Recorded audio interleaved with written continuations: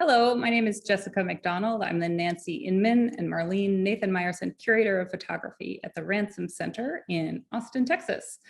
Today, my guest is artist Betty Hahn, well known since the 1960s for her groundbreaking mixed media works that challenge the conventions of photography. I will give just a very brief introduction here, and we'll link to Betty's website in our program notes for those of you who would like more information. Born in Chicago, Betty Hahn attended Indiana University in Bloomington, Indiana, earning her bachelor's degree in design in 1963. In her junior and senior years, she took photography courses with Henry Holmes Smith and returned to Indiana University to study with him in the photography department, graduating with an MFA in photography in 1966. In 1967, she moved to Rochester, New York to pursue a job in photography in one way or another. We'll talk about that in a bit. While in Rochester, she participated in Nathan Lyons's evening workshop from 1967 to 1968 and encountered a number of artists in Rochester working in photography. She taught at the Rochester Institute of Technology from 1969 to 1975, and then moved to the University of New Mexico in 1976. She taught in the art and art history department for 22 years, many of those as chair of the photography program. She retired in 1997 and is now Professor Emerita. I am very happy to welcome my guest, Betty Hahn, joining us remotely from her home in Albuquerque, New Mexico. Welcome, Betty. Glad to have you. Thanks, Jessica. Good to be here. Great. Well, this is one in a series of interviews that are highlighting recent acquisitions at the Harry Ransom Center, and in particular, acquisitions that are intended to fill gaps in our collection. One of those gaps is American photography in the 1970s. And in the last 5 or so years, we've acquired a few of the works you made in the mid to late 70s. And well, I would say early to late 70s. And I'd like to talk with you about those in some depth. So that's what we'll be focusing on today. But I know that a lot of people watching will want to know more about your entire career and all of the works you made.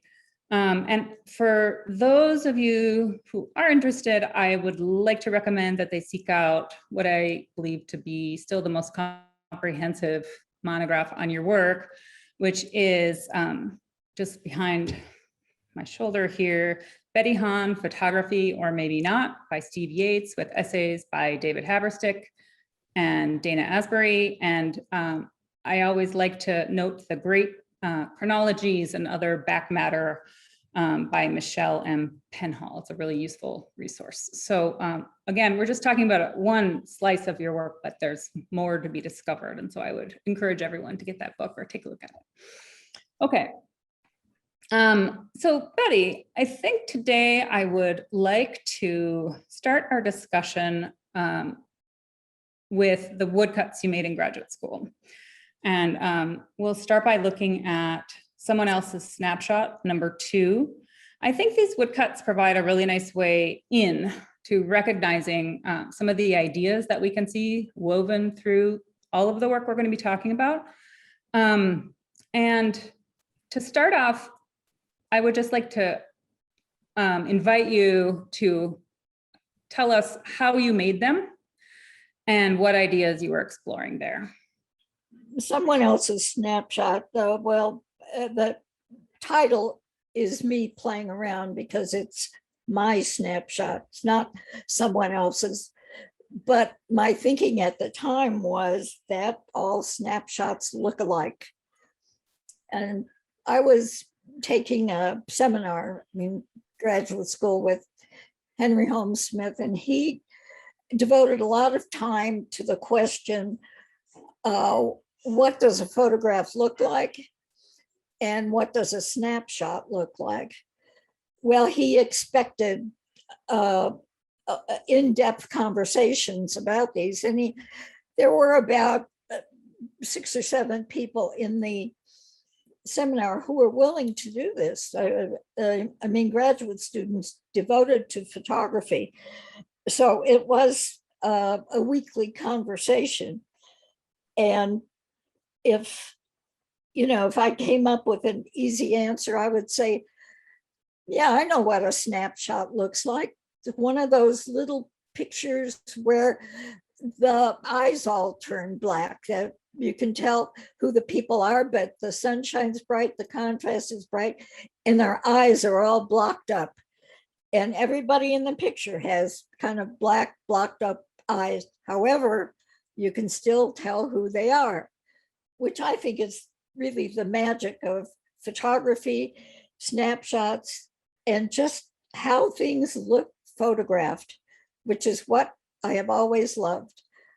Just how this stuff looks when it's photographed. And I still do that. And that's just been 55 years now. And that's still just that little bit drives me, because there's a difference between the real subject and the subject when it's photographed.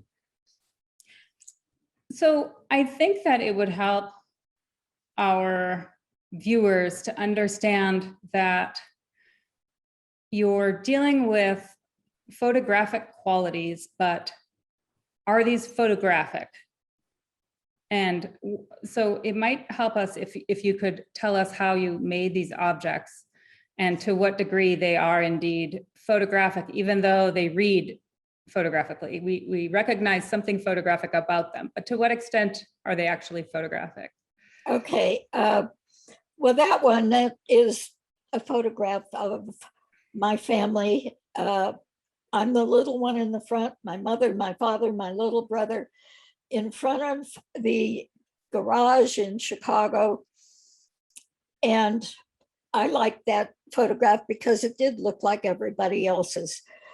The actual object we're looking at is 18 by 24 inches.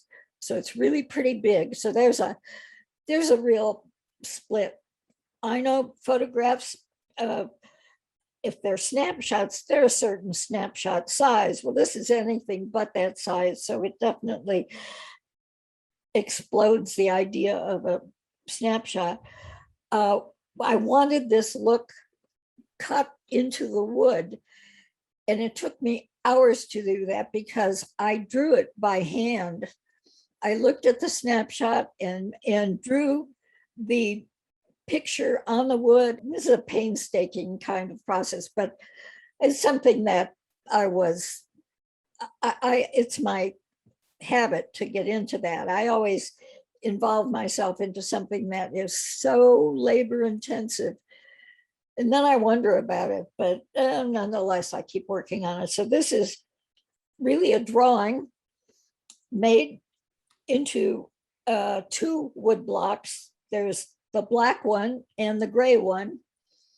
So it takes a little bit of thinking ahead, like how much do you cut out of one block and leave, and the same thing for the other block, but you're dealing with different cuts, different parts. So it's really, it looks photographic, but there's nothing really photographic about that, except that little snapshot I was looking at. Right. That's really interesting, especially in 1965, studying in a photography program. And this body of work is really about photography. It's recognizably based on a photograph somehow, but you didn't reproduce the snapshot photographically and then apply drawing or, further elaborate that. You drew it freehand with, just looking at the little snapshot and then drawing it, making the woodcut, printing it in ink. And that process didn't include anything photographic at all. And for me, that's just a really great way to set the stage for the conversation we're about to have, because like you said, it kind of explodes the idea of what a snapshot is supposed to be, but it also helps us to perhaps think about those recognizable characteristics that we expect from a snapshot. And you've translated some of those into a woodcut, but without the photographic process coming along. And I think we'll let that, we'll just let that kind of simmer in the background as we're talking. There's another woodcut I'd like to look at here, matriarchy. And I believe you made about 8 of these woodcuts, and some of them were shown in the exhibition Photography 65, Seeing Photographically. And this was at the George Eastman House, now the George Eastman Museum, but then still the George Eastman House. A series of exhibitions organized by Nathan Lyons to be first presented at the New York State Fair, and then they would travel back to the Eastman House and were shown in those galleries there. And they were really, really large exhibitions, usually about 400 works, 450 works. And so there was Photography 63, Photography 64, and then Photography 65 was called Seeing Photographically. So the summer of 65 would have been the State Fair. And then in the fall of 66, it was at the Eastman House. And your work was definitely in that iteration of the show. All of that is just to get back to these woodcuts. And you've told me that the matriarchy was one of the signature images for that 1966 iteration used on a poster. The title, Seeing Photographically, suggests a number of questions related to what we were talking about with the first woodcut. And so it suggests that we're thinking about questions like, what does it mean to see photographically? What does it mean for something to be photographic? And I gather that Henry Holmes Smith, your teacher when you were making these, insisted that you explore that question rigorously. Also, you mentioned what should a photograph look like? What should a snapshot look like? But also, what are the limits on photography and who is imposing those limits? And so what were the parameters that Henry Holmes Smith was asking about when he was saying, who puts limits on photography and who gets to say so? And then when your work was often considered out of the mainstream, what was that mainstream? Just in case we've got people watching who aren't aware of the very, I think, rigid ideas a lot of people had in the 60s about what made a good photograph. Well, I think most of the students at that time had expectations in their photography classes that they would learn to take photographs with a 35 millimeter camera, and they would learn to develop and print film, black and white. They would learn the chemicals, they would learn the enlarger, they would learn their way around the dark room. And the camera, f-stop, shutter speeds. There was a whole list of kind of standard things you really expected to learn in your class. And we were all taught that in beginning photo, and was being taught in workshops. But I think that was the standard. And even at photographic institutes like RIT, that was the standard. That's where you started, and you simply learn more and more about the materials, the processes, the cameras, the lenses, the whole thing, everything that contributed to this kind of standard photography. Like all things, you can go off in different specializations and pursue other information, other techniques, but that was pretty much what you were expected to do at that time. Is it fair to say that photographers were often eager to emulate modernist photography in the vein, not in the sort of Maholi modernism, but the Ansel Adams, the Edward Weston, the Paul Strand, the straight photography, the black and white, pristine? Definitely, yeah. And Harry Callahan, Cartier-Bresson, Gary Winogrand, black and white, yes. And different styles, different techniques. But pretty much limited to gelatin silver. Yes, definitely. Black and white, right. Definitely, yeah. Well, and so when you're working in the 60s, even the idea of enlarging works greatly, thereby diffusing the sharpness of any image was sort of it wasn't ideal. I mean, in a commercial context, of course, but in this kind of Weston Adams art context. Contact print was really the way to go. And so, but also it seemed to really privilege and really insist upon not incorporating anything that wasn't purely photographic. And here you're making works within a photography program that really aren't photographic at all, except for the original kind of reference. And so, well, I made those in a printmaking class and almost didn't graduate. That photographic look was not the least bit cherished or valued. Well, and that's a really interesting paradox that I think probably followed you maybe throughout your career. You can tell me, but and we'll get there probably several times. We'll come back to this, but it seems that anyone working in mixed media around this time, if they're at all associated with photography, but they're incorporating other media, they would produce works that were suspicious to a lot of the sort of photography establishment as not photographic enough. But then if they were shown in a contemporary art context, they were too photographic, right?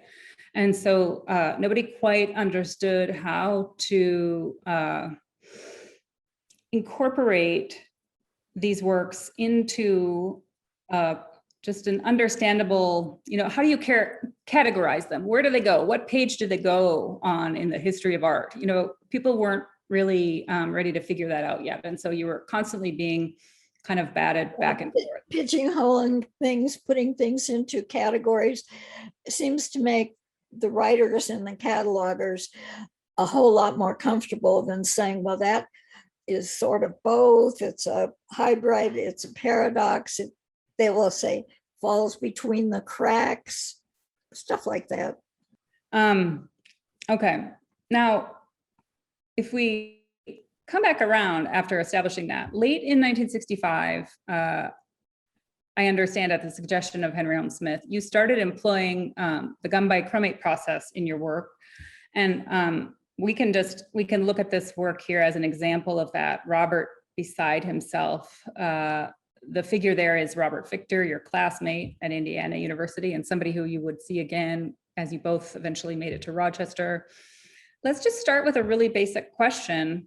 How unusual was it for students in photography programs to be working in gum in 1965? And how accessible were the formulas necessary to perform the process, lacking Google and lacking all the resources we have today? Well, I can't speak for anywhere else, but I was in Bloomington, Indiana, and that's really pretty isolated. We didn't have access to other student work, any kind of information. I really had to trot over to the main library and look up the original Robert Dimacher formula that was printed in the Gazette des Beaux-Arts, and translate both the French and the chemistry, because it was all, from what may be 100 years before me. So, yeah, chemistry had changed. So I had to figure that out. It was slow. It took a while, and Henry Smith did have a couple of old technical textbooks, and they had formulas, but it turned out they were really more suggestions, just a place to start. And it took a lot of experimenting to actually get them to work, to stick on paper, to be permanent. It was like going back to Fox Talbot, wanting to keep that image on the paper and not have it wash away. But yeah, I finally, after trial and error, got it to work. So it's important that we remind people, I think a lot of people watching will already know this, but others might not kind of put it together, that in the 60s, this is just the very beginning of the idea that photography should even be taught in art programs. Very few of them exist.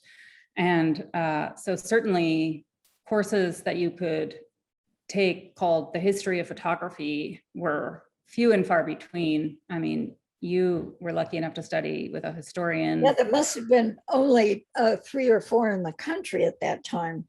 I want to talk a little bit about that transition. You know, while seeing photographically that exhibition with your woodcuts was on view at the Eastman House, you were living in Ithaca for about a year. And then by 1967, you moved to Rochester. Yes.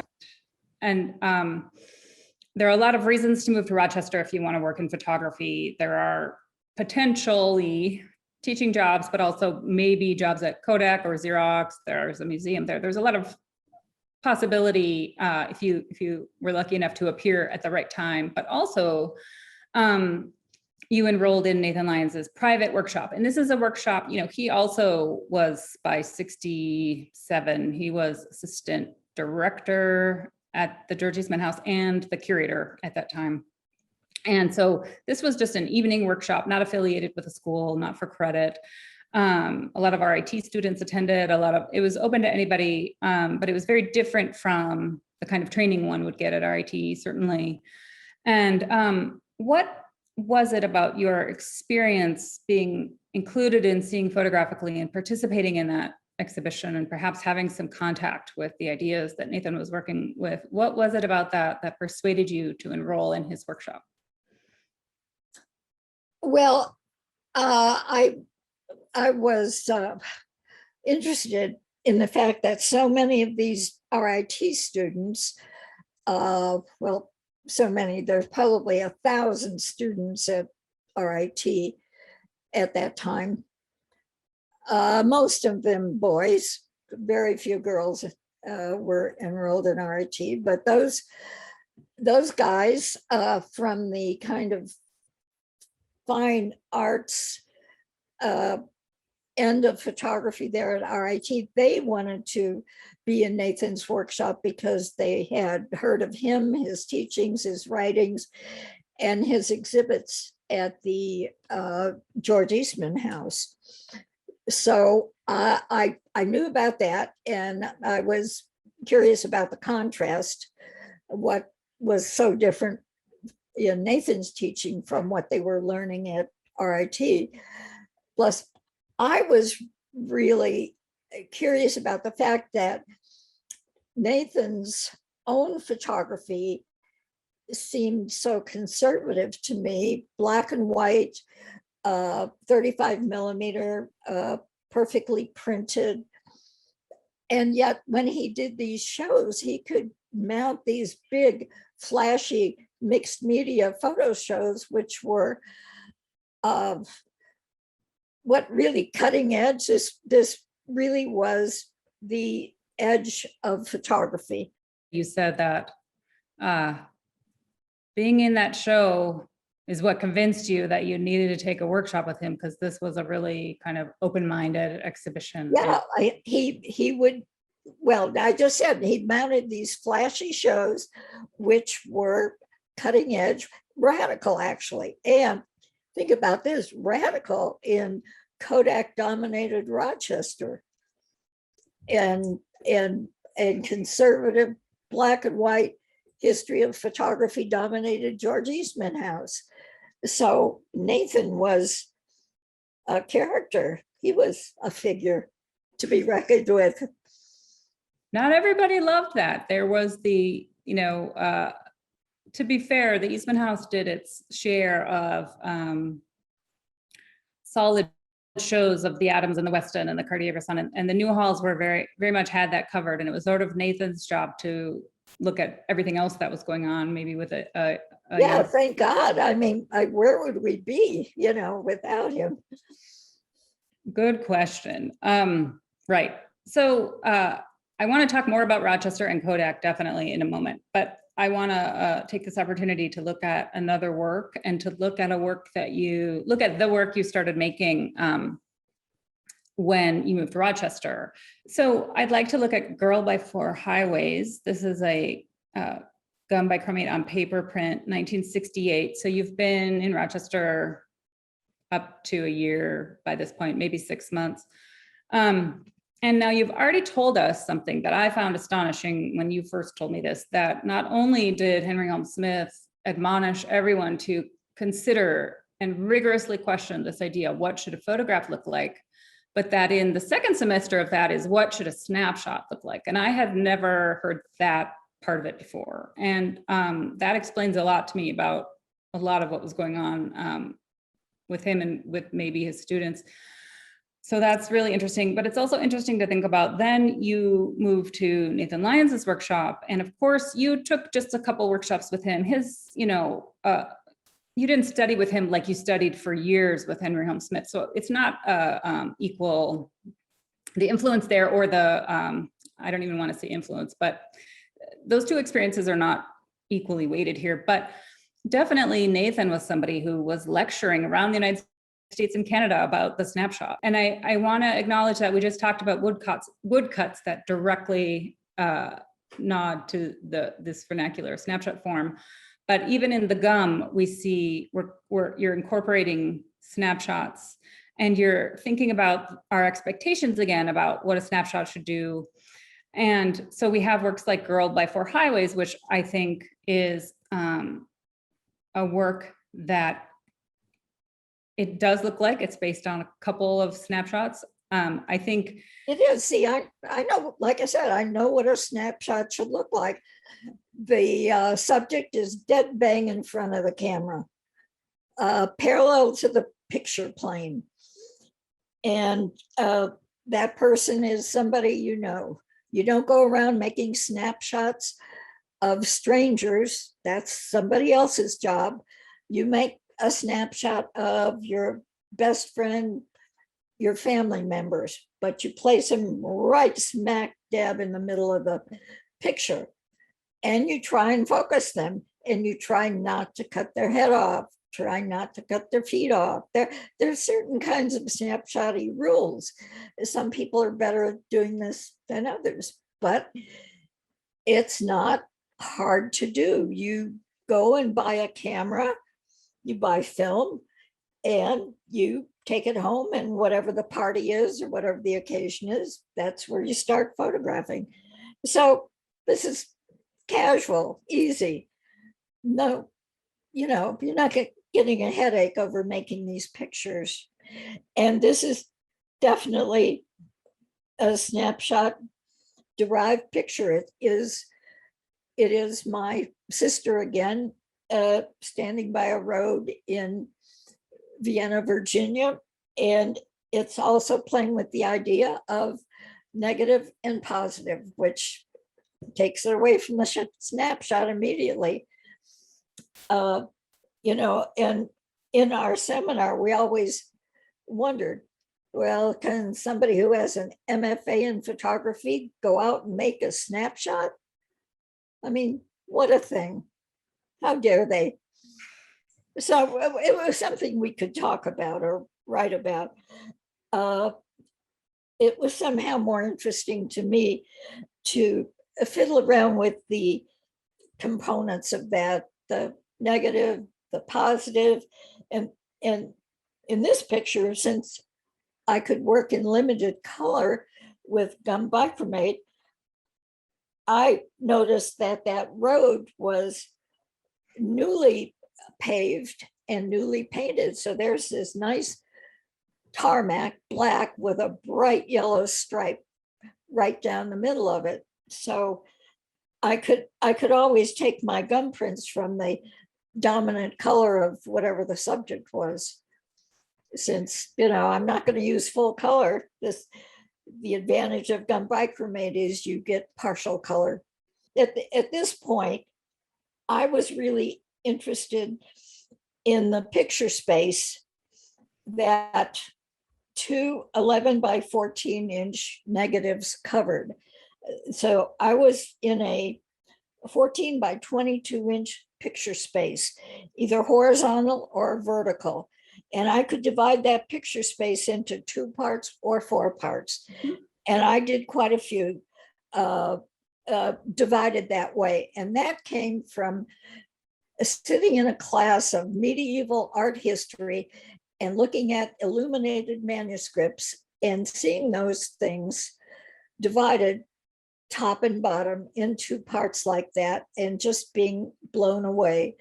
And didn't matter whether they had one of those giant illuminated letters, but somebody had taken the time to divide a picture in half, vertically or horizontally or in different spaces. And I looked at those pictures and realized that by their painting and modeling, they had more definition, they had more three-dimensionality than I did. And that was in the, I don't know, 13th, 14th century. So I was fascinated by those things. I really loved them.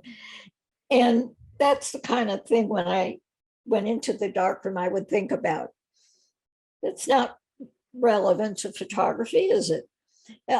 What it is relevant to is picture making and printmaking. And even though I wasn't accepted as a printmaker, I did love that paper. I did love the way ink went on paper and the way this photograph could be printed on the best kind of printmaker's paper or the best kind of watercolor paper. And it was a real photograph. It was a gum print on that paper. So I took it from there.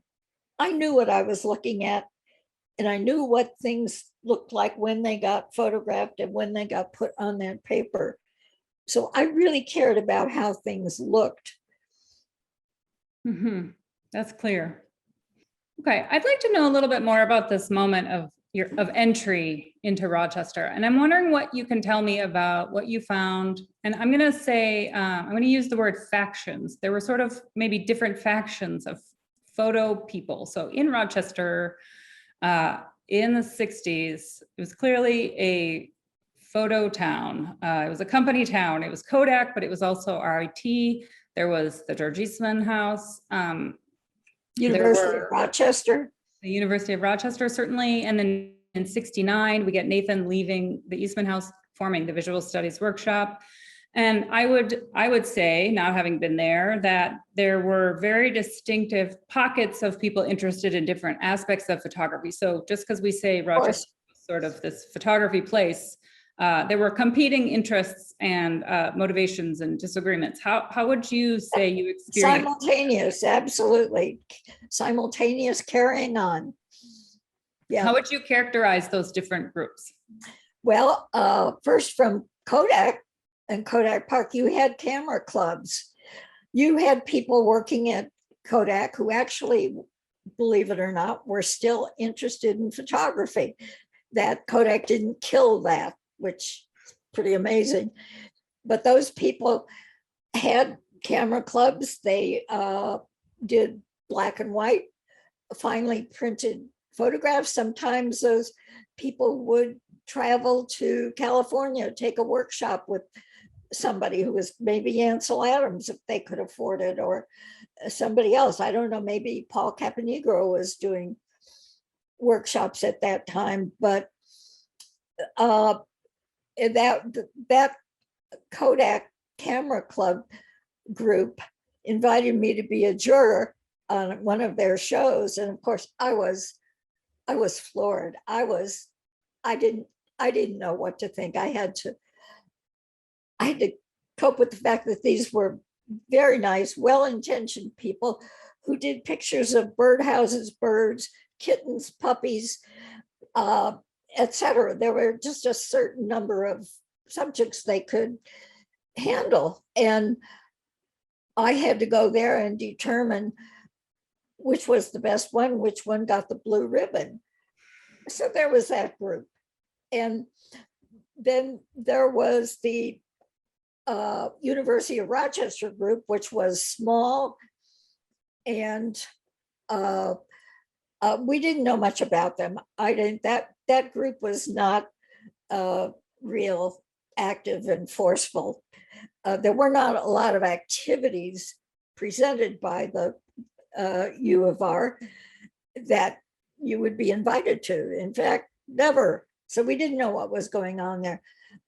Visual Studies Workshop was the game in town. uh, with Nathan's friends were all well-known photographers. They would come by Rochester. They would travel by Rochester to visit the Eastman House, and then Nathan would get them to give an open lecture, which was wonderful. So you got to meet people that you admired, people that, you know, you got to talk to Aaron Siskin or Harry Callahan, whoever. And then there was the RIT group, which was big. As I said, you got 1,000 photo students there, 50 faculty members, 50, 49 men. It was awesome. Then 48 men, another woman was hired, but boy, I know that was hard for them. The students were smart, they were talented, they were energetic, enthusiastic, and they were willing to go over there to the visual studies workshop and also meet these photographers that Nathan had invited. RIT had invited photographers, and I remember meeting Eugene Smith there. He gave a presentation, fabulous. Hero, advertising photographer. He came and did demonstrations of how he did those wonderful advertising photographs. He even brought fashion models and lighting with him. So it was impressive. And of course, there were a whole bunch of RIT students who were just absolutely enamored, totally enchanted by that. Gary Winogrand came, and he wasn't verbal enough to suit those students, so that got to be kind of a shouting match.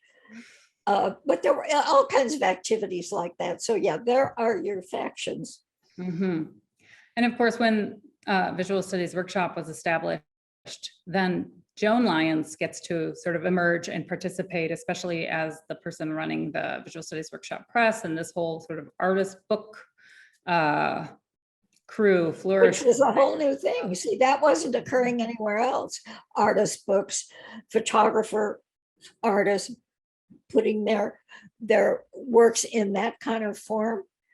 Mm-hmm. Mm-hmm. Yeah, that was a whole new thing. So yeah, that just enhanced the uniqueness of the VSW. So if we think about Girl by Four Highways, we're still looking at this picture. I just want to think about your title, Girl by Four Highways. And I'm thinking about the 60s and 70s, when I think the idea is that there were people who were really insistent that you don't need language to look at a photograph. And it might be a distraction. And so in order to allow a viewer to look at a photograph cold without already thinking they might have some clue about what it means, let's just do away with the titles. And you were clearly aware of that. You knew people who did that. That was no mystery to you, which makes me wonder about your titles that you did apply. And here we have Girl by Four Highways, which is funny because it's one highway, four different ways. It looks like two different negatives. Each one is printed in the positive and the negative. It's two different exposures. We can tell by the cars passing and other details, but it's clear to me that this is not four highways. This is one highway.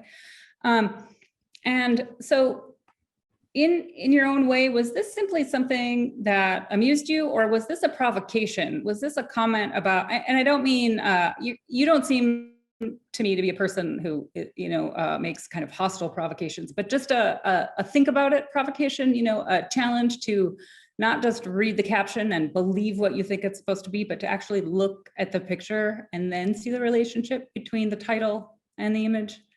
What were you doing? I'd go for that one. The latter rather than any of the former. Okay, I'd like to look at another of your gum prints on paper, and to introduce what I'm thinking about here. I just want to continue with this idea that I think I see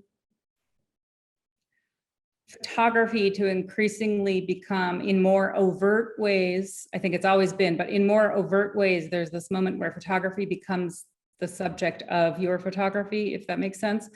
And so the work I'd like to look at briefly is Processed by Kodak, also 1968. And you've already mentioned that Kodak sort of loomed large over the entire city. And in this work, we've got, again, to reiterate sort of some of the features of Girl by Four Highways, we've got in this one, black and white, so not yellow anymore. This is sort of purely, you know, the two colors of mainstream photography. We've got negative and positive. We've got the sprocket holes. These are all characteristic of mainstream photography, but this is gum on paper, clearly not mainstream. And the title you've given the work comes right from the strip of film, but also incorporates an image of Dan Andrews, whom you later married. But at this time, he was wrapping up a very long career as a Kodak employee. And as you've said above, a lot of the employees there often, maybe all of the love of photography had sort of been beaten out of them. And so the title here is directly taken from the film itself, but also functions as a commentary on maybe he was sort of processed, you know, put through the ringer by Kodak. And you've mentioned that some of these in which you incorporate the word Kodak or the names of film stock into the works, you felt kind of nervous to show them? Well, they couldn't really do anything. So that wasn't a real worry. That was an imaginative kind of idea. And in my titles, well, clearly were meant as a swipe at photography. So I intended that. And the Kodak people were smart. They would see that as the swipe it was, or they would think I was proud of that and loved it. So it wasn't really much to worry about. And I think my friends knew I wasn't trying to, if this was not product placement, God, how embarrassing. I wouldn't want to be accused of that. But especially Processed by Kodak was definitely meant to be a photograph about that aspect of photography, which definitely made my husband's life unhappy at a lot of times.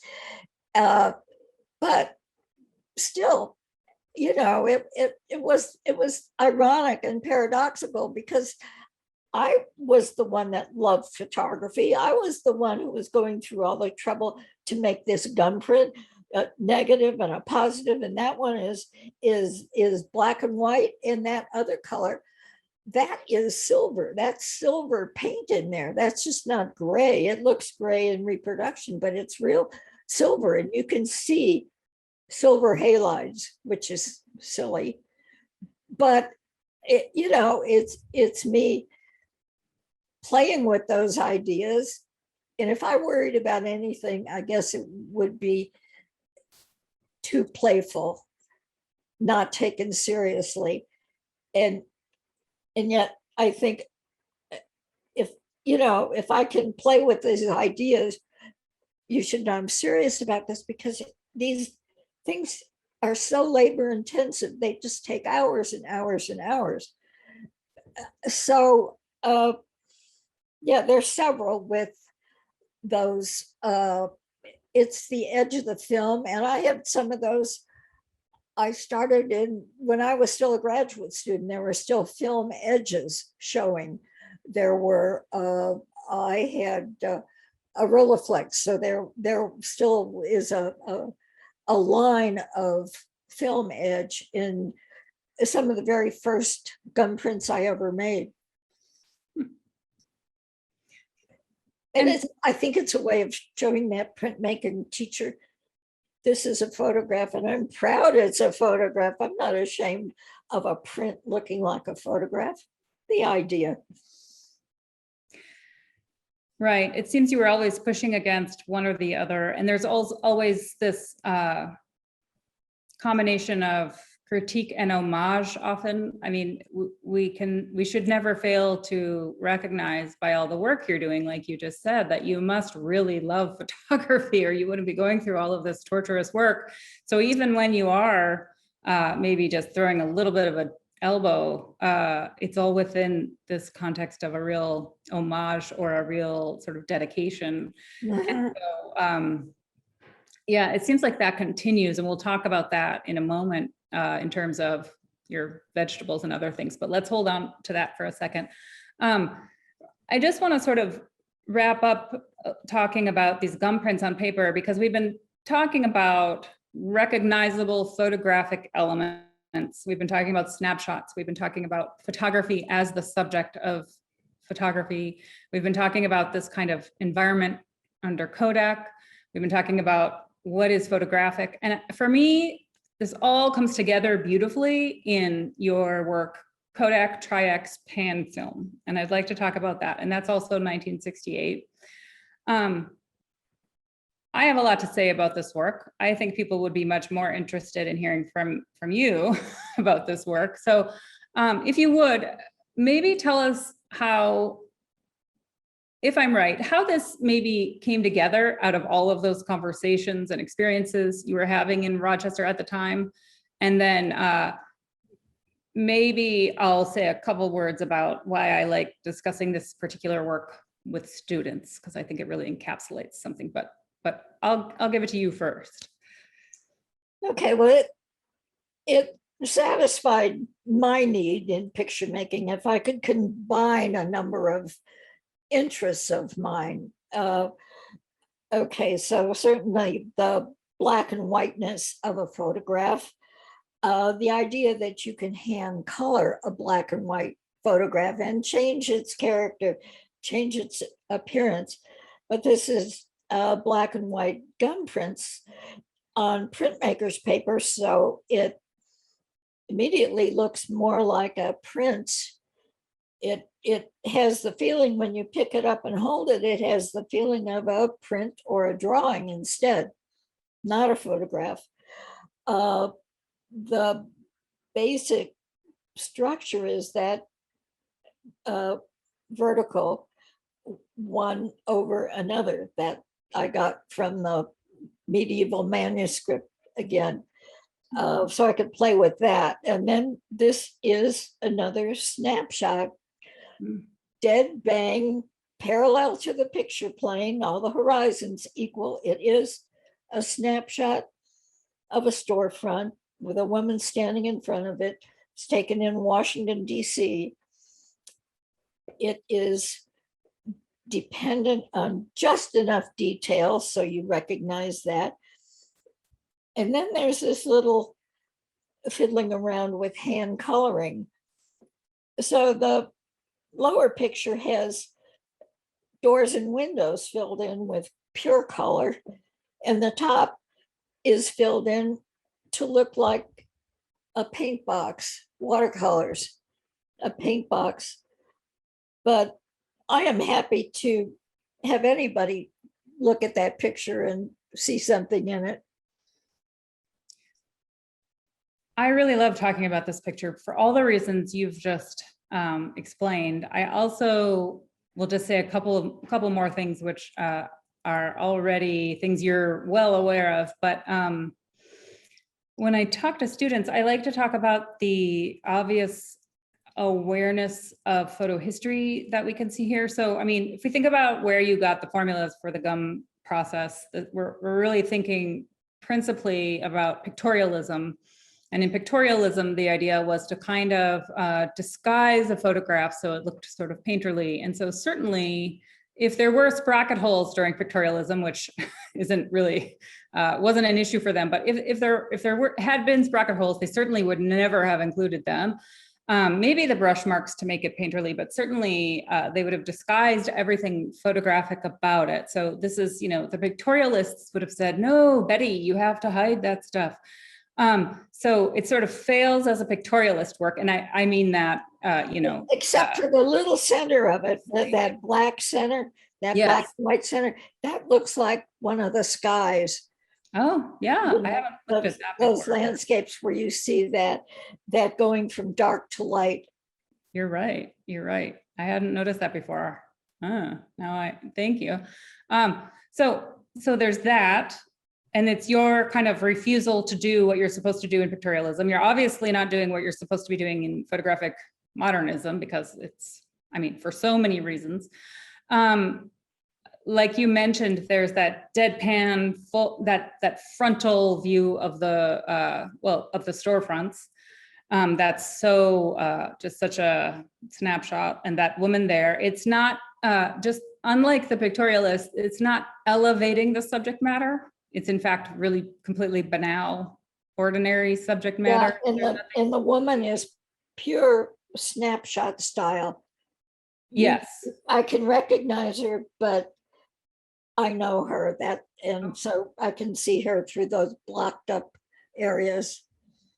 And it's not a woman in a gauzy dress symbolizing a mythological figure or, sort of trying to symbolize something. This is just an ordinary person. That's the other thing about snapshots, that they don't symbolize anything and don't try to be glamorous unless people are dressing up for Halloween or First Communion or, something.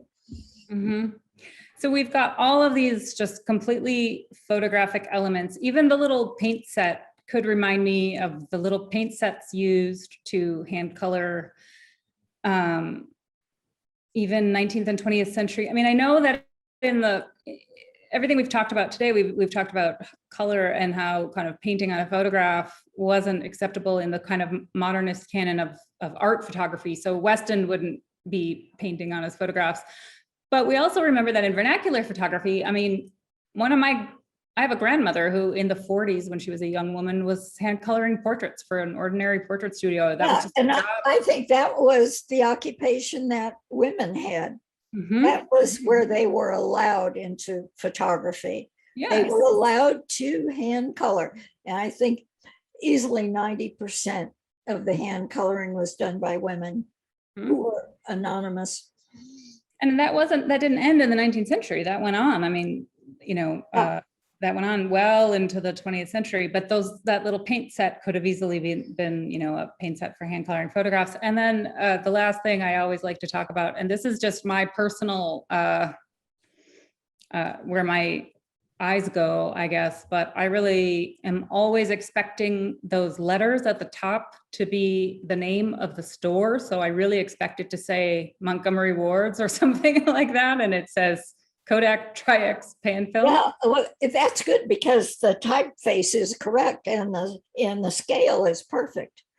Exactly. And I always assumed you intentionally did that, and it doesn't repeat then in the middle. And so it's just sort of like it gets one heading, it gets kind of one name.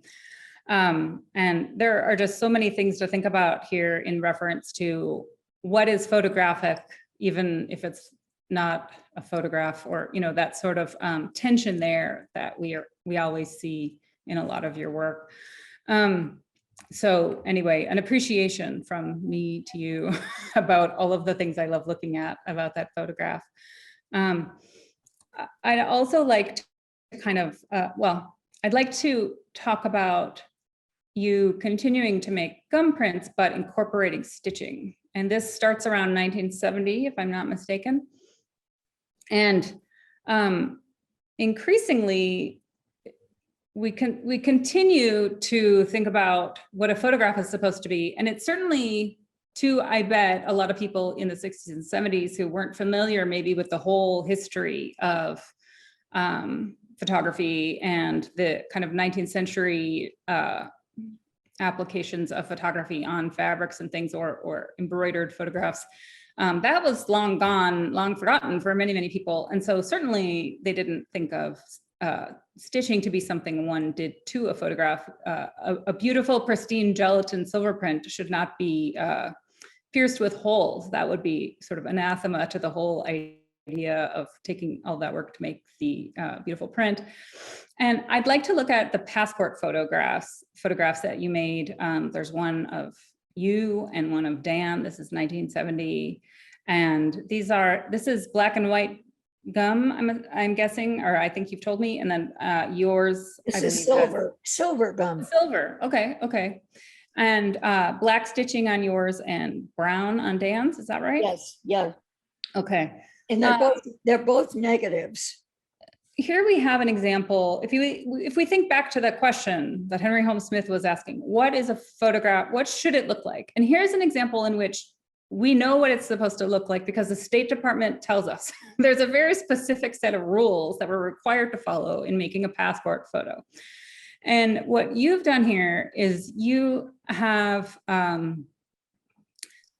followed those rules to some extent, but you have also abstracted them and sort of refused them to such a degree that we still recognize it as a passport photo. It has to be photographic enough. It has to have all of the elements required, the plain background, the certain size of the figure within the frame, the frontal perspective, and we can recognize all of that. But it has to be, it's not photographic enough. These wouldn't actually be acceptable, right? And the originals were the little ones you hold in the palm of your hands. Actually, right. They made it into the passport. And then after that, I took it all on. I thought I will do exactly the wrong thing. Well, talk to me about that. So for me, there's this this balance where it has to be just photographic enough so that those ways that we all know, the sort of common language of vernacular photography that we can all recognize, we have to see that, we have to understand that, and we have to immediately read it as photographic in some way, but it can't be so photographic that you're just repeating the photograph that exists. So where's that balance for you? And I'm sure this was an intuitive process, maybe it's tough to verbalize, but when you're working on a work like this, how do you know how far to go? Yeah, I know. I have done that so much. I've done it year after year. And the way I think about it is that when I print a gum print or a cyanotype or any of these other processes, I lose a lot of detail. Therefore, the photograph is incomplete. So what I do is add paint or thread or something else, and then I complete that picture. Not simply a photograph, but I complete the picture. So it is mixed media, but it has to be 50-50, but there has to always be enough of the photograph surviving that you know it's photographic. And I've thrown a lot of things away that lost so much detail you didn't recognize them as a photograph anymore. So, but that's the balance. I'm aware of a balance, and it's not thought about, it's looked at, it's intuitive. Mm-hmm. So with the gelatin silver print, if I just as an exercise I want to run through. So if you're printing in the darkroom and you've got a negative and you're just printing a gel silver print, and you sort of overexpose it and you want to solve that, essentially your choices are, well, there are many, many choices, and everyone watching will be yelling them right now, but you stop down your enlarger, you reduce the exposure time, you fiddle with the developer, the lengthen of the developer. You could even go back in and bleach out some highlights if you were really that, particular. But here, and that would all be chemical, right? Or time, time, temperature, chemical, whatever. Burning and dodging, you can deepen shadows or bring out highlights or whatever. Okay. Also maybe a different paper for different tones. There are all these different techniques that are all sort of embedded in black and white. Yeah, it's too many options. Yeah. And so for you, you're sort of sewing back in the highlights or the shadows. Right. And that is where that's radical. And really, really interesting and wonderful. And I think that these passport photos are an example of that, beyond what we've been talking about. I'd also like to look at something like Road and Rainbow, which was the following year, 1971. And here's where I think you're doing what we just said. You're sort of bringing back in some details. But you've kind of mentioned to me that there's a little bit more going on, and I'd like you to talk about that instead of me repeating you, but also talk about that rainbow as maybe an element that you're inserting, not kind of recuperating. If we assume, which could be wrong, that the rainbow wasn't there originally. Right. It was a very plain photograph, and in a way kind of pictorialist. If you look at the trees, how they're rendered, and the fence and the barn and everything, it's that light and shadows, and pretty much suggests the building. It doesn't really define the building. So that was the loss of detail.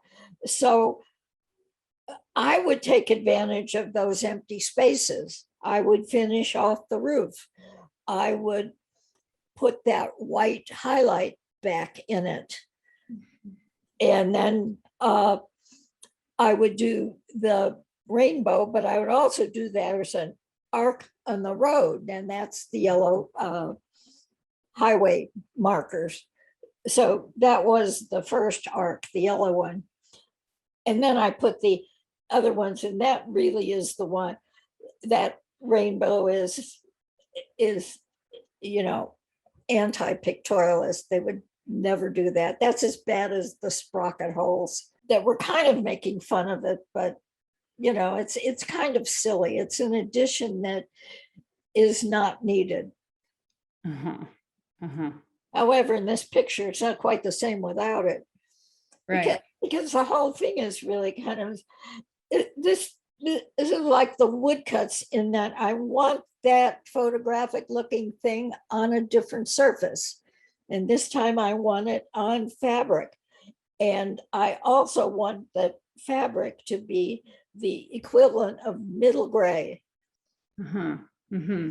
Okay, and there's not a real black in here. There's a charcoal, middle gray, white. So there are visual decisions that were made just based on what was there in the original 35 millimeter photograph. And we see that again when you started making vegetables in gum color on different colored fabrics. I mean, I only know about two different colors. There's sort of the brown kind of middle gray that you're talking about, and then there's a lighter color fabric. But cauliflower is another really great example of you not only recovering highlights, but also shadows. So right. In this example, there's a dark green, there's a white, and there's a yellow. Even the midtones you're kind of putting back. Right. Yeah, right.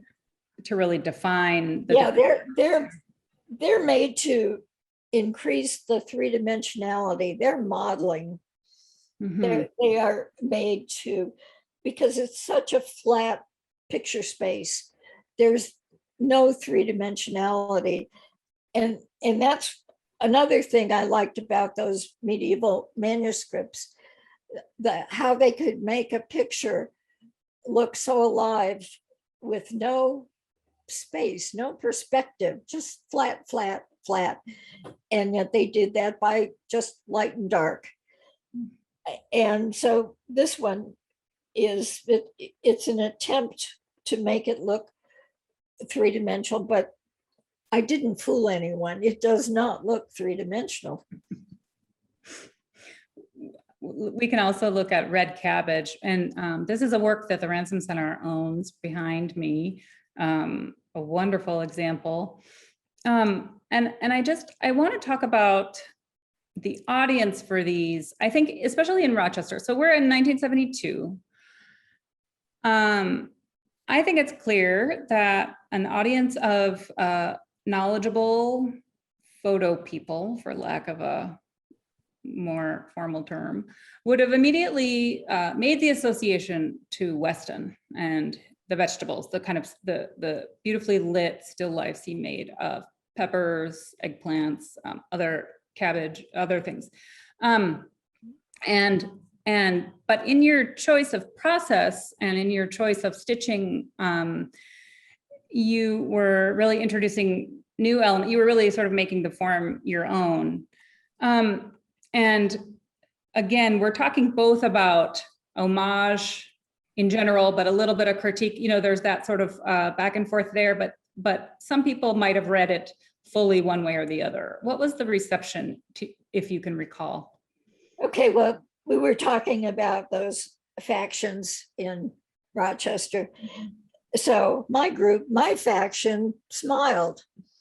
They just liked them, but they smiled, didn't laugh, didn't really say they don't offer criticism, but they seemed to like them.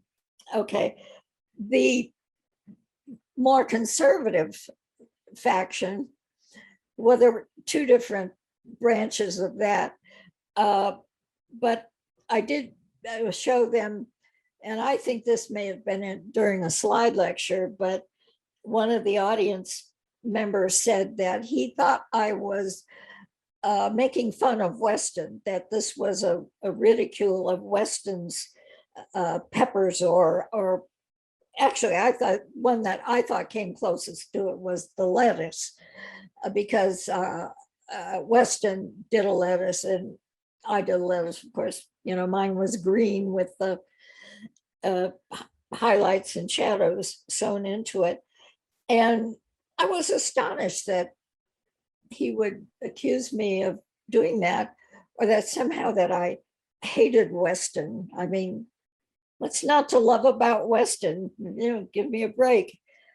And then the other reaction was I had them the fabric pieces, so the stitch pieces in a show, the Whitkin Gallery in New York, and Jacob Deschen was there in the gallery. He was a photo critic for the New York Times at that point, and he said, kind of shrugged, and he said, "So what are these, handkerchiefs?" And I said, "Give me a break." I mean, and that was that, end of conversation. I've never heard that anecdote before. That's great. So there's obviously a range of responses, and yeah, right. People felt pretty protective of Weston, and he seemed sort of to be revered, and maybe a little bit any criticism was unwelcome. I think any perceived criticism, but like you said, I don't think that was yeah, I think that show was in 1973. Yeah. So in New York is not the place to try out radical photo attempts. Right. Okay. Another thing I'd like that comes up around this time, these stitched works are, in these stitched works, you're introducing a particular genre of craft that's often associated with women. It's often seen as sort of domestic craft, the work that is mostly done by women. Right. And this, when you're making these stitched works, this all coincided with the burgeoning women's movement in America. And I'm wondering to what extent that was part of the consciousness for you when you were making these works. To what extent did that influence the work you were making at this time? Well, all these ideas and experiences of mine were all part of the mix. And I never went about making a picture with a philosophy behind me. It's like, I'm going to do this to this, except one time I did that, and that was during the Vietnam War. And I thought, I need to make pictures about this, and totally did not need to do that. It was just a disaster. Nobody needed to see more American flags printed in gum with the red stripes bleeding down into the margins. No, just awful. So I realized I had to stop that. So the women's movement was different, though. And when I was in graduate school, I was well aware of the situation that the male students that my counterparts were going to get jobs. They were going to get jobs in museums or teaching jobs because photography was growing. It was being taken more seriously, and they had the qualifications. They had an MFA in photography, so they would get a job, and they did. Now, I would never, ever assume there was any place for me at all in that. And when I moved to Rochester, yeah, I looked for a job, and I immediately went to RIT, and the director told me right off the bat, right in the interview, we've never hired a woman here, because how would it look to have a woman in the darkroom with all those boys? Right. Well, what was I supposed to say to that? I mean, usually I had a smart answer. Not that time. I was just, And yeah, it took me several tries to get hired at RIT. And that was really due to the Civil Rights Act of 1964. All of a sudden, colleges, universities, and technical institutes looked at their faculty list and, gee, there are 48 men and 2 women, or there are no women. And yet almost half our students are women. Right.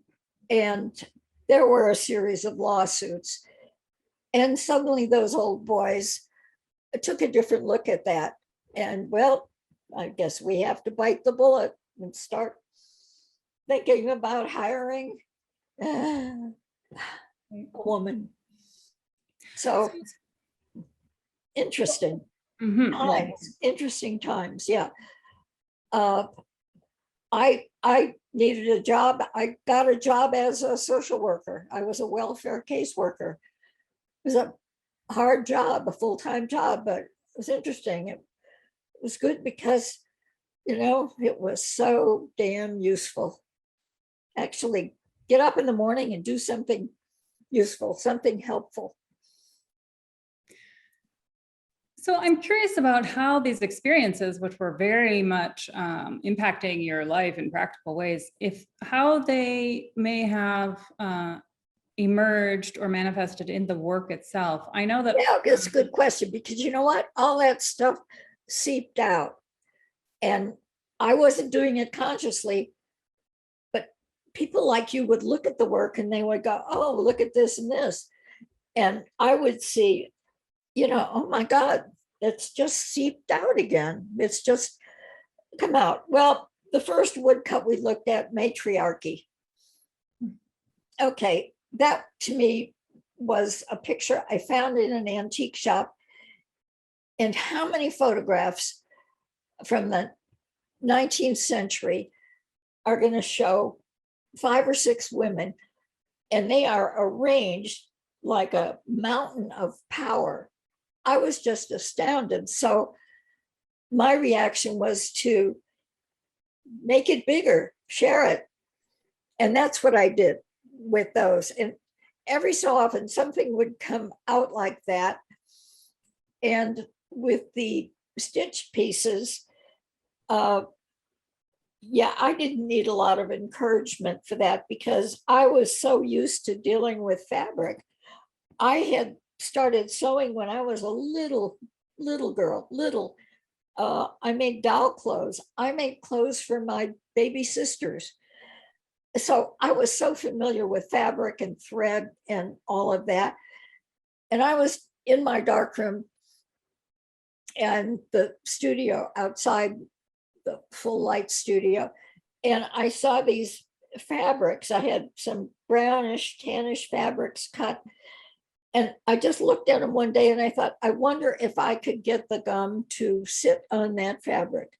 So that was the start of that. And of course, once it was on fabric, I am not going to paint on that. I would reach for thread. I would have all these colored threads, which were lines of drawing. And I could outline things and highlight things. But also that year, I made a trip to England, and in London, I went to the Victoria and Albert Museum, and I spent hours in the V&A looking at embroidered pictures, pictures made of everyday life with thread on them. And this is in every culture. Some were very ornate, some were trying to really aggrandize their subject, using gold threads and making this really complicated. But then there were all kinds of ordinary life, everyday pictures, which seemed equivalent to snapshots. And I know most of these were done by women, but certainly not all. But the idea of capturing everyday life in fabric and thread was important in a lot of cultures. And did you in some way feel that all of this effort you were putting in to your work with the sort of meticulous stitching and all of the, I mean, it's much more complicated and sort of extensive to do some of the processes you were working with than to make a black and white picture often. Did you feel in some ways that all of that labor was sort of done in solidarity with the mostly anonymous labor of women? Absolutely. I felt right with them, absolutely. Mm-hmm. Right. So it seems like, I mean, I think your work has a really interesting association or relationship to feminism. I think people like me, you're right, often want to talk about your work, even the vegetables, in feminist terms. And I feel like I've observed you haven't done that. You haven't been as likely to place your own work there, but often when I think about that in terms of the labor and the homage to those centuries of that labor and sort of acknowledging that, there's something there again that isn't overt. It's sort of about, it's about feminism, even if you're not trying to place the work within as a feminist work. The message doesn't shout out feminist. No, I'm not real militant about it. To me, it just seemed a normal part of life, mm-hmm. like the snapshots, like women making quilts. It just was part of it. Mm-hmm. Well, and I think part of even acknowledging women's labor and women's craft within an art world context was part of the women's movement at the time. So even just talking about it after it had been completely ignored for so long was in many ways a recuperation of the women who had done all of that work and part of feminism as it was developing then. So yeah. Okay, well, as you and I have been talking, and as you and I have talked in recent days, a phrase that I sort of hit on accidentally, and one you seem to think was apt, and you can change your mind, that's fine, but one that I think we kind of came to terms with was that you often refuse to cooperate. And what we were talking about, what we were talking about was not sort of you're not difficult, but in your work, you understand what the parameters are supposed to be, and you just won't do those. And so we've already talked about several examples of that. And I would like to just make sure that anyone watching this sees a couple more examples, and you're welcome to sort of pop in. I'll just show these very briefly because I'd like to, we need to talk about a larger series you did, but I don't want to pass over a couple of other really interesting examples. So I'd like to talk about your 1971 series Commemoratives. And this is a series of 12 different images printed in multiple so as to look like stamps and perforated. What I love about these is that this might be the first time that people in 1971 saw finally a gelatin silver print, an 8x10 gelatin silver print from Betty Hahn. And for just a moment, people might think, aha, finally, a photograph, a real photograph. Right. But it's supposed to be stamps, and it doesn't do anything that stamps are supposed to do, right? Because it's actually it's gelatin silver print. Right. It's not that I was uncooperative. It's more that I was defying expectations. Yes. Because we know what to expect from stamps. And this, like the passport photo, this is anything but that. It's also federal government again. Right, right. Well, and, commemorative stamps usually commemorate a very important figure or a very important moment in history. It's supposed to be this marker of something that we need to remember always. And exactly. You included 20 pictures of, here we're looking at lawn chairs, sort of banal events from a summer, which really throws this idea of commemoration on its head. Uh-huh. I'd also like to just quickly look at your series, Daguerreotype Messages to the Past. This is in 1973. And this is, again, I think you made 8 of these or so.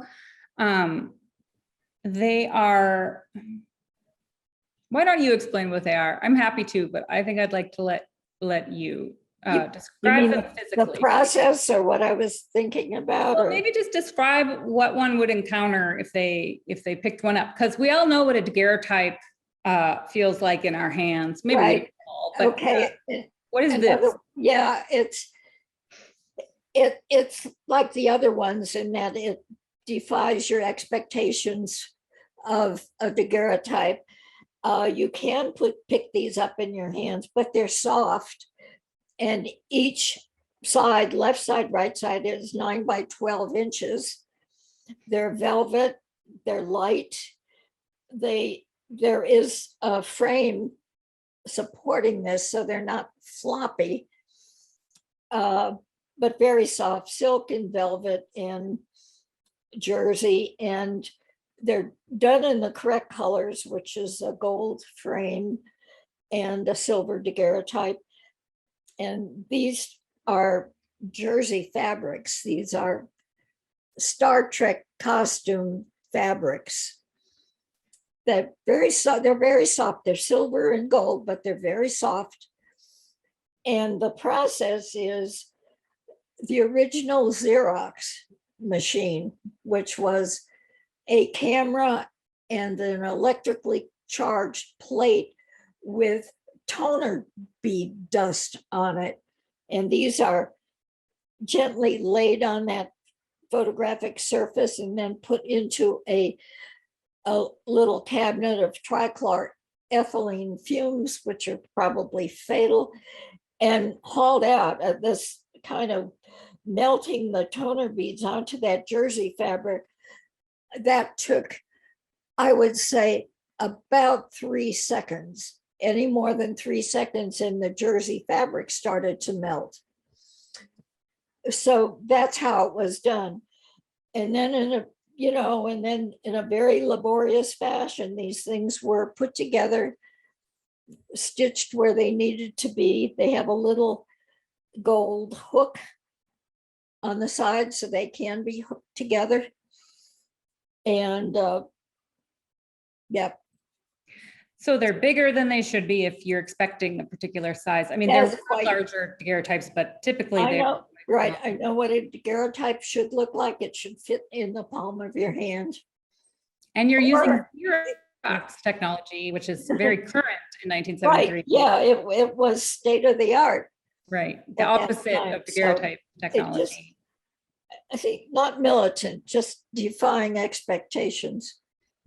So just like with the commemorative stamps that are supposed to commemorate something really important, daguerreotypes are typically a portrait, and you're doing often, I mean, the sort of most banal ones I've seen are just kind of weeds in a field, or maybe a field after it's been harvested, which is another intentional kind of, no, they're there. Yeah, exactly. Mm-hmm. But it's still of everyday importance. It is, in a way, the equivalent of a snapshot. This is mine, and I want to take a picture of it. Mm-hmm. Mm-hmm.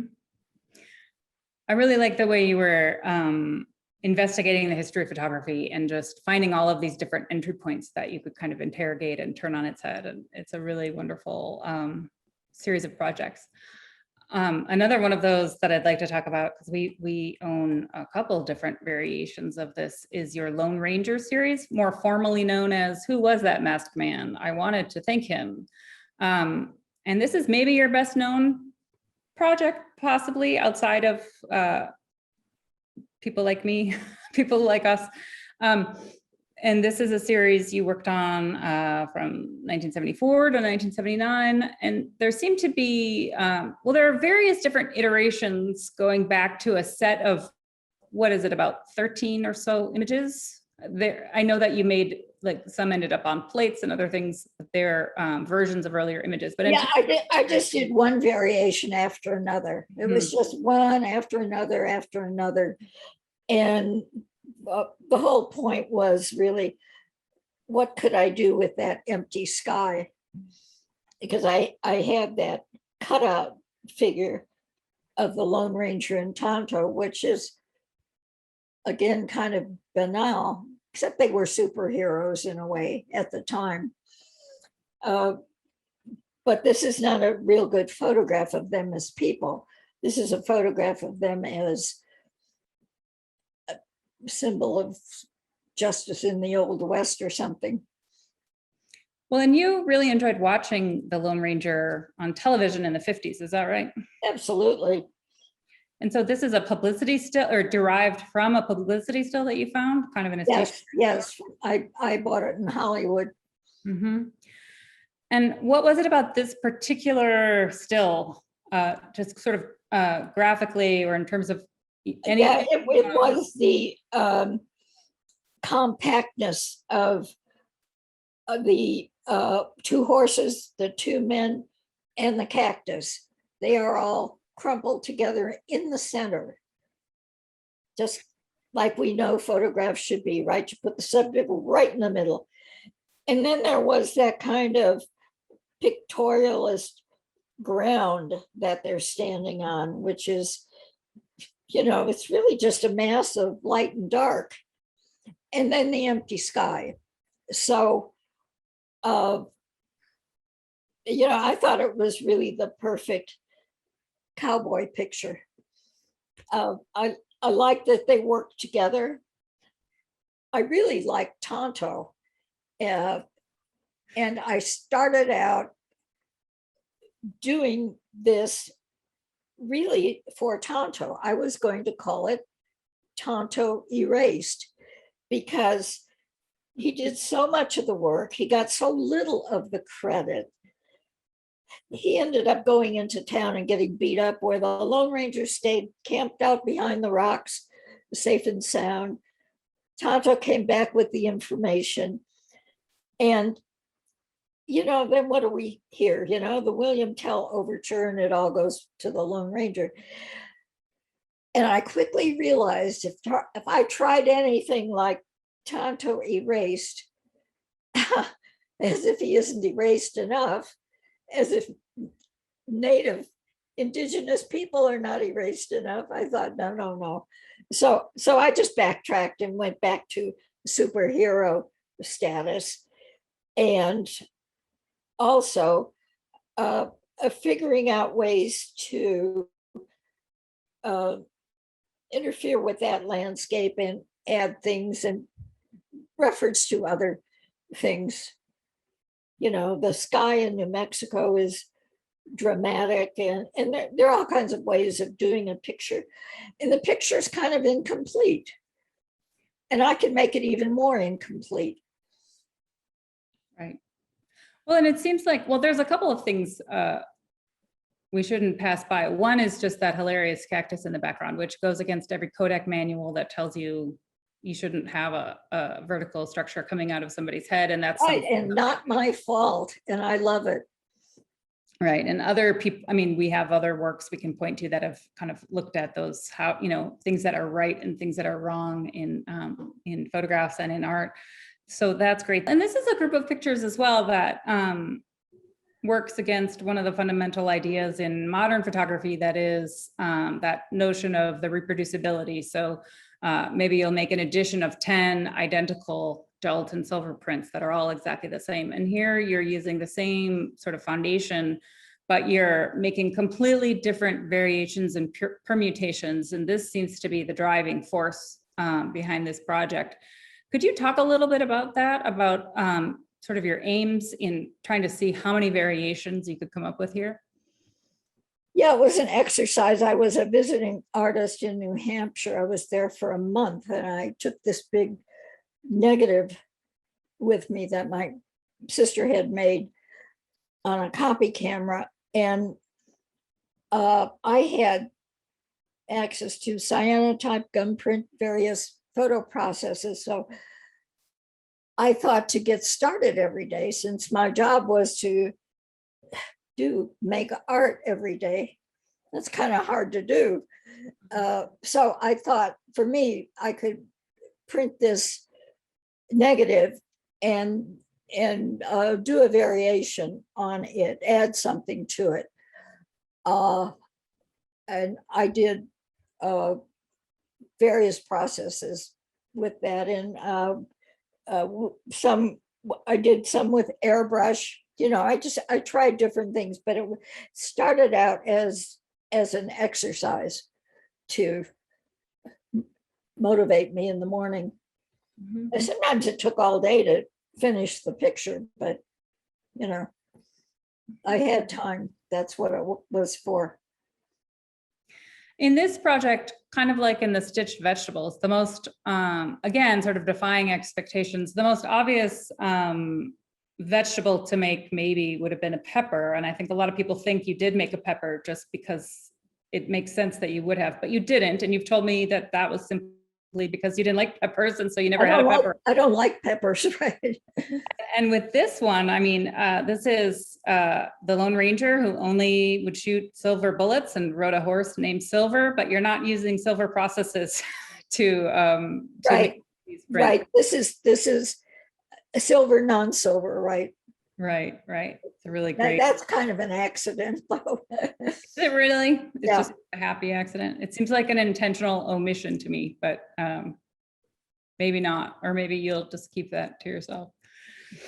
I also really think it's interesting how some of the works disguise the Lone Ranger, even though he's already wearing a mask, and already the process kind of reduces identifying marks, but still we always know it's the Lone Ranger, even when his face is not even in the print, because yeah, I like that part of it, because I could just do a kind of a brush wipe. I could just go slash across the paper, print that negative, and you could still recognize it, especially since I really liked showing a group of them. I didn't really like showing one at a time. I really wanted to show that it really was about variations. Right. Yeah. And this is something that I know traditional photographers found offensive. They didn't like the fact that I would go back and do the same picture over and over with variations, because that is essentially not a photographic thing to do, not a thing a photographer does. You don't go back and do the same picture and then show the variations of it. You pick the best. You go to the contact sheet, you pick the best, and the rest, you burn the alternatives. And I did exactly not that. It's kind of the opposite of editing. Yeah, right. Right.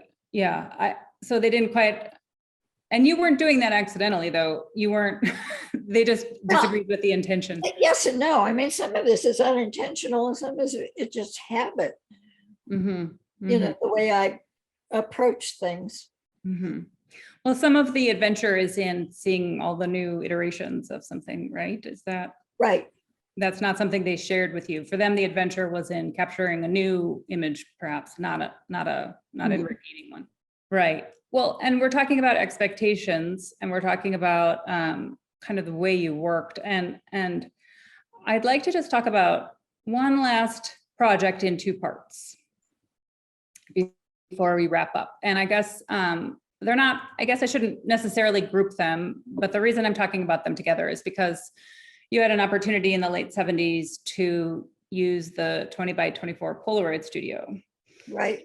Like many artists did around that time. And this, it seems to me, was a whole new set of challenges. You're using a large format camera that you didn't typically use. And all that detail.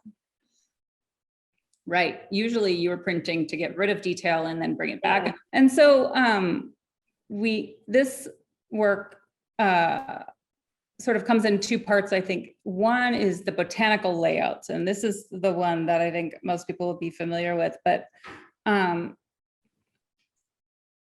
like to talk a little bit about how you took this new challenge and used these new tools to still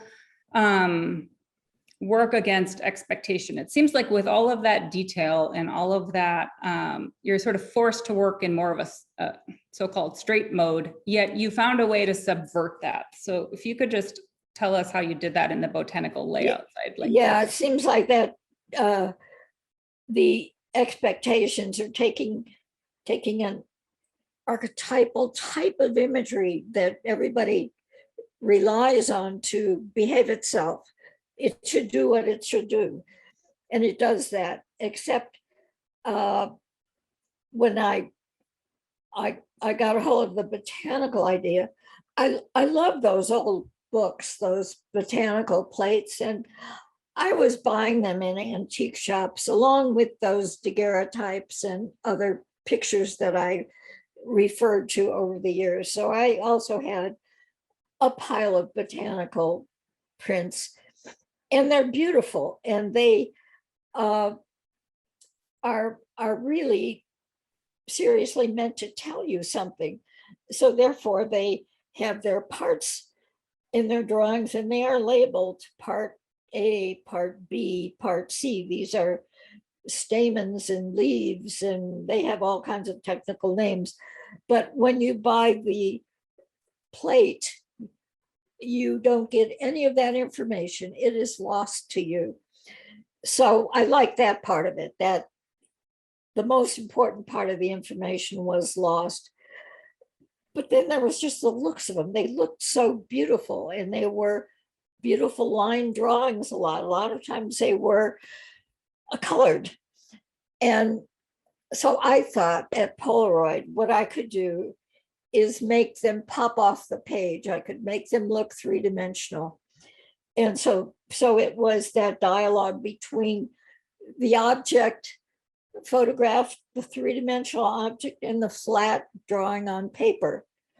And so I made up parts of these flowers. Oh, and I know somebody had a nasty remark about that. Well, these aren't really scientific because these are made up parts. And I thought, yeah. I thought that a lot. So I thought that was interesting because I did them with a little Sharpie. Mm-hmm. And I also like that margin, the fine line margin. And I like that sometimes the plant went over the margin, but that it was that obvious dialogue between the flat and the three-dimensional. Well, and that three-dimensional aspect you brought into the second part of that work, or another project you attempted or carried out in the Polaroid studio. And that is, I've only seen 2 examples. I don't know how many you made, but these compositions of photographs and artifacts and things from your aunt or from your grandmother, these are the 2 that I've seen that are made in the tradition of sort of rack pictures, or this American. Yeah, those are American paintings. Yeah. And those are very detailed paintings of what looked to me like a bulletin board of things pinned on a wall, painted so carefully that they looked like they were trying to be Polaroid photographs. But they're what are they called? Well, all the objects are called attributes. That I don't know what that genre of paintings is called by itself, but I knew from reading about them that these were for men's lives, never women's lives. So there's the expectation that only men's lives are worth commemorating that way. I like that word commemorating because it seems like it is preserved, it's archived, it's telling you something was important, some man was important. So I liked dealing with that idea too. And in this one, Chicago family aunt, we see that snapshot that was the basis of that first. Yeah, that's my real snapshot. That's my real family, right? Mm-hmm. That comes back around. Okay, before we close, Betty, I'd like to just bring up something from the past. Okay. From long ago. So in 1968, this was typical, I think, at a lot of museums. If you sold a work to the Eastman House, if you donated work, or if you were going to be in an exhibition there, you were asked to fill out a biographical data form. And it was basically your name, your address, who did you study with, what shows have you been in? But then at the end, you were asked to write a little paragraph. Right. And the question was, or the sort of prompt for the paragraph was, statement of your working aims in the medium of photography. And if you'll allow it, I'd like to read just the first sentence of your statement that you wrote 53 years ago. You were 28 years old. And that sentence is, essentially, my aims at this time are towards establishing relationships between color and black and white, between the painted surface and the photographic surface, between variations of an image, and between myself and the medium. End quote. And so I first encountered this document about a decade ago, and I have always been struck by how cogent it is for somebody so young and so kind of at the beginning of their career, and also how much of a roadmap it is to what you actually did. It wasn't a very vague statement of aims. It was a very specific statement of aims, and we can look at the work you made, even a little before it, but certainly in the subsequent years, and sort of easily recognize these aims accomplished in those works. And I just want to ask you, what do you think of that sentence? And if you have the same reaction as I do, or if understanding has evolved. My first reaction was, I kind of sound like one of my graduate students who is being forced to write a statement, which nobody wants to do. And actually, I wrote that 2 years earlier for my MFA show. And, when you read it just now, I thought, I did the best to tell the truth. Mm-hmm. I wasn't trying to be eloquent or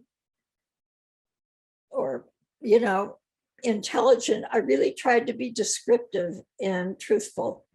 And I think one thing is that even though those woodcuts were not at all appreciated in printmaking class, that was part of the MFA show. Was one of the groups of work I wrote that statement about.